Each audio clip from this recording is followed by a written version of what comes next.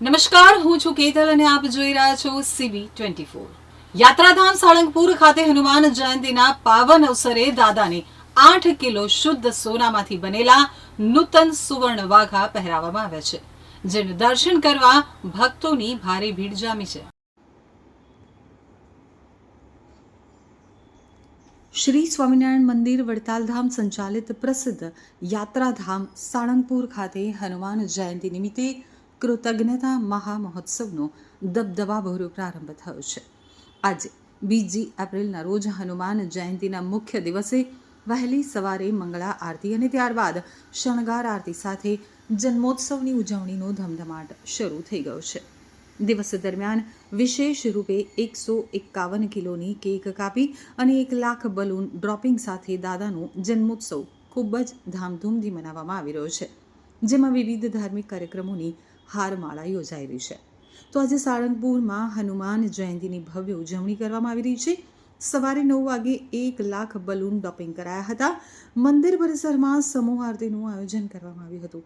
સાથે જ મહા અન્નકૂટ અને 151 કિલોની કેક કાપી ઉજવણી કરવામાં આવી છે। સાળંગપુર હનુમાન મંદિરમાં લાખો શ્રદ્ધાળુઓ ઉમટી પડ્યા છે। જય સ્વામિનારાયણ, જય કષ્ટભંજન દેવ।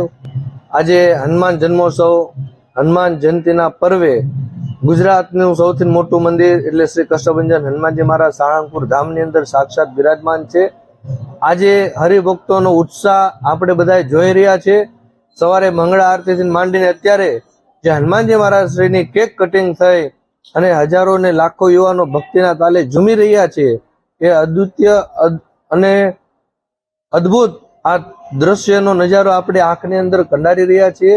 આપણે બધા ખૂબ ભાગ્યશાળીને એવા છીએ કે આપણને આ હનુમાનજી મહારાજના પ્રાકટ્ય મહોત્સવનો દર્શન એમના કેમ્પસમાં, એમના સાનિધ્યમાં ઉજવવાનો લાભ મળ્યો છે। ત્યારે હજારો ને લાખો શ્રદ્ધાળુઓની મનોકામના કષ્ટભંજન દેવ પૂરી કરે એવી અમે પ્રાર્થના કરીએ છીએ। આજે કષ્ટભંજન હનુમાનજી મહારાજને ત્યાં લાખો શ્રદ્ધાળુઓ આવનાર છે, ત્યારે હનુમાનજી મહારાજનું પૂજન દિવ્ય અર્ચન થશે। સમૂહ મારુતિ યજ્ઞની અંદર પણ હજારો ઉપરાંત હરિભક્તો યજ્ઞનો લાભ લઈ રહ્યા છે। હમણાં 9 વાગે છડીનો અભિષેક થનાર છે। 56 ભોગ એની ભગવાનને ધરાવી અને આરતી થશે અને સુવર્ણના વાઘાના દર્શન લોકોને અંદર હૃદયની અંદર સ્થાપિત થઈ રહ્યા છે અને લાખો યાત્રાળુઓની માટે આજે મહાપ્રસાદનું પણ અદ્ભુત આયોજન કરેલું છે।